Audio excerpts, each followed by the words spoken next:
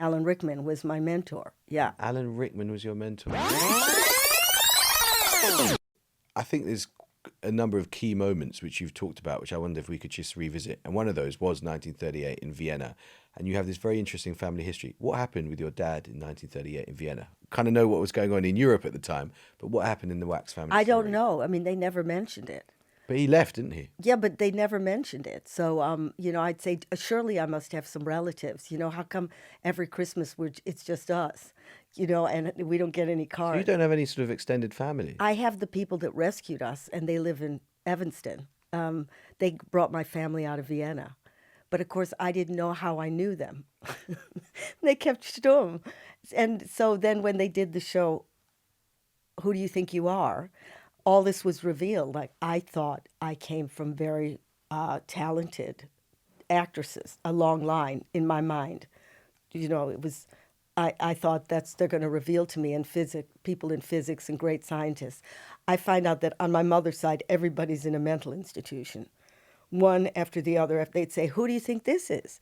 They'd hold up a picture and I go, I don't know. And they'd say, it's your great aunt. Where do you think she is? I said, oh, she's on stage. She must be very famous. They said, she's in an institute. She was in an institution. I said, what, was she an actress part of the time? And they said, no, she was locked in for 30 years. I said, but maybe that was a drama club. And then we went 5 more generations, and I finally said, was she an actress? And they go, no, she was also. And so we visited institution after institution. And the director would want me to stand in front of the institution and say, it'd be really lovely if you could cry. And I said, are you kidding? These are my happy places. The director of Who Do You Think You Are? Yeah. Okay, so that was your mum's side. And your dad's side? Same thing. But we didn't follow it. But I got the genealogist gave me the story of that side, and just as crazy. What was your dad like? Very vengeful, very angry, very punishing.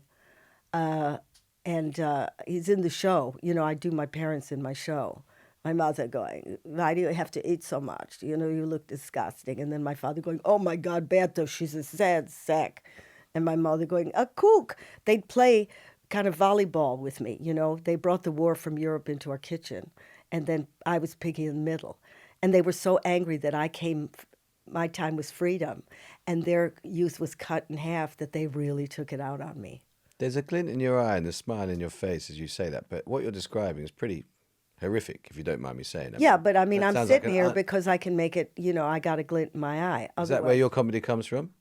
Surviving that family? No, I think the great genius of all times is, to me, Jennifer Saunders, and she had a perfectly normal life. So I don't think mental illness is part of being funny. Where did your comedy or impulse to be, because you're, again, people may not know, but you started out as an actor. And Alan Rickman was my mentor, yeah. Alan Rickman was your mentor? He saw me, and we lived together in the Shakespeare sauna in Stratford. What was he like, Alan Rickman? He's hilarious. He could do comedy like you couldn't believe.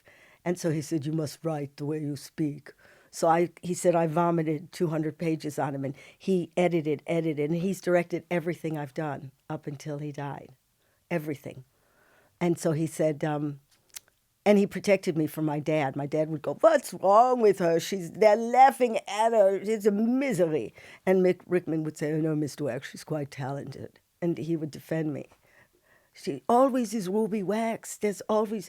Her teeth are so shiny. I mean, the criticisms were off the chart. That's awful. Yeah, but it made me, my whole life has been an act of revenge. Against Anybody trying to squelch me. Do you mind me asking if your dad was ever violent? Because you use the word revenge against people. Oh, yeah. I mean, in the show, I say, at one point, they locked me in the house when I was young. And then when I was a teenager, they locked me out of the house. So I couldn't get out, and then I couldn't get in. And then when I'd go out, he would beat the out of me. And so the final draw is the shrink says, the geological running is not the answer to a psychological problem, something like that. And that sort of stops me in my tracks. And then I remember a story where he chased me to somebody's house, my girlfriend's house, and was trying to kick me. So they formed this kind of human igloo around me. And I remember that. And then I say at the end, oh, this must be trauma. And I said, call Oprah. Tell her I can say it now. Tell her to book me.